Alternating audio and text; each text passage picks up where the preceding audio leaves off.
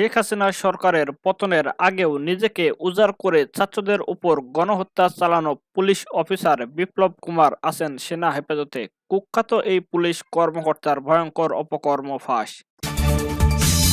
ভারতেও সময় ফুরে আসছে শেখ হাসিনার। 24 দিন পরে ভারতের মাটিতে অবৈধ হচ্ছেন শেখ হাসিনা। দেশে ফিরে এনে ফাঁসি কার্যকর। আওয়ামী লীগ সরকারের অপকর্মের মূল হোতা জিয়াউলের বিষয়ে যেসব তথ্য উঠে এসেছে এবং সর্বশেষ জানাবো শেখ হাসিনাকে ভারতে আশ্রয় দেওয়ায় মোদিকে সতর্ক করলেন ওআইসি। এতক্ষণ শুনলেন সংবাদ শিরোনাম, এবার বিস্তারিত। আওয়ামী লাঠিয়াল বিপ্লব কুমার সরকারের মুখোশ উন্মোচন। আওয়ামী লীগের পুরোটা সময় জুড়ে অপকর্মের মধ্য দিয়ে সমালোচিত ঢাকা মেট্রোপলিটন পুলিশ ডিএমপির যুগ্ম কমিশনার বিপ্লব কুমার সরকার।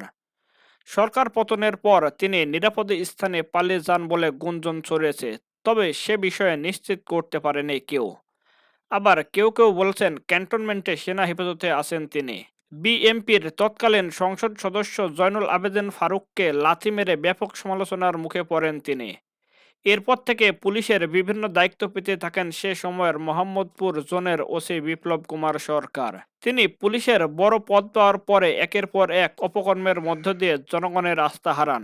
বাংলাদেশ পুলিশ বাহিনীর অতি গুরুত্বপূর্ণ পদ, পুলিশের মহাপরিদর্শক, আইজিপি বা ডিএমপি কমিশনারের মতো পদ কোনো হিন্দু ধর্ম নিয়ে আজ পর্যন্ত পায়নি। তবে বিপ্লব কুমার সরকার হচ্ছেন হিন্দু ধর্মাবলী ভারতীয় আশীর্বাদ পুষ্ট সেই কুখ্যাত পুলিশ কর্মকর্তা, যিনি পুলিশের সর্বোচ্চ এই পদে হাসিল হওয়ার জন্য যত অপকর্ম হোক না কেন সে করতে প্রস্তুত ছিল। ছাত্র জনতার গণঅভ্যুত্থানের জেরে গত 5 আগস্ট পদত্যাগ করে দেশ ছেড়ে ভারতে পালিয়ে যান আওয়ামী লীগ সভাপতি ও সাবেক প্রধানমন্ত্রী শেখ হাসিনা। দেশটিতে এরই মধ্যে 3 সপ্তাহ কাটিয়ে ফেলেছেন তিনি। অপরদিকে শেখ হাসিনা সহ তার সরকারের সবার কূটনৈতিক লাল পাসপোর্ট বাতিল করেছে বাংলাদেশের অন্তর্বর্তীকালীন সরকার। ভারতের ভিসা নীতি অনুযায়ী যেসব বাংলাদেশের কাছে কূটনৈতিক লাল পাসপোর্ট আছে তারা ভিসা ছাড়াই ভারতে প্রবেশ এবং সর্বোচ্চ 45 দিন পর্যন্ত অবস্থান করতে পারেন। শনিবার পর্যন্ত শেখ হাসিনা ভারতে 20 দিন কাটিয়ে ফেলেছেন।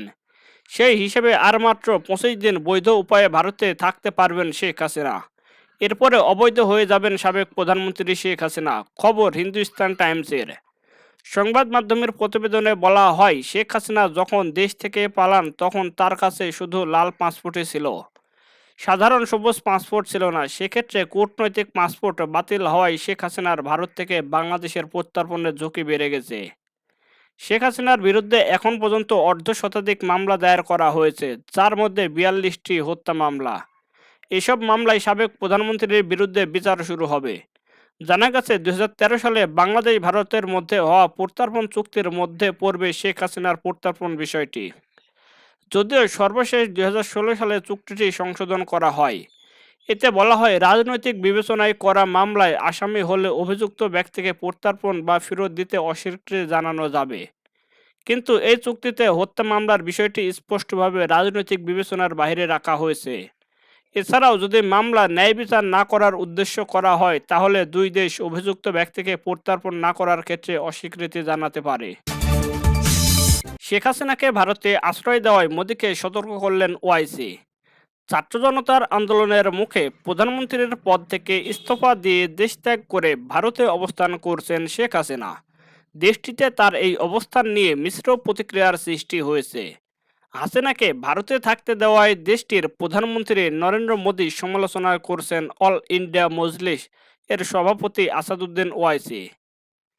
টিভি9-এ ভারতবর্ষকে দেওয়া এক সাক্ষাৎকারে বাংলাদেশ নিয়ে প্রশ্ন করা হয়েছিল হায়দ্রাবাদ থেকে 5বারের নির্বাচিত সংসদ সদস্য ওয়াইসিকে।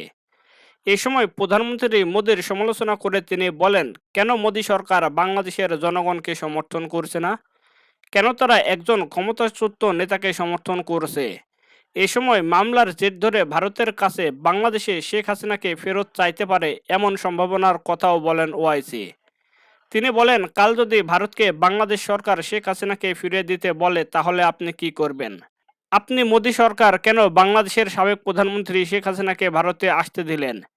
এর আগে রাজনৈতিক প্রেক্ষাপট পরিবর্তনের পর বাংলাদেশের পরিস্থিতি নিয়ে সামাজিক যোগাযোগ মাধ্যম এক্সে একটি পোস্ট করেছিলেন ওআইসি।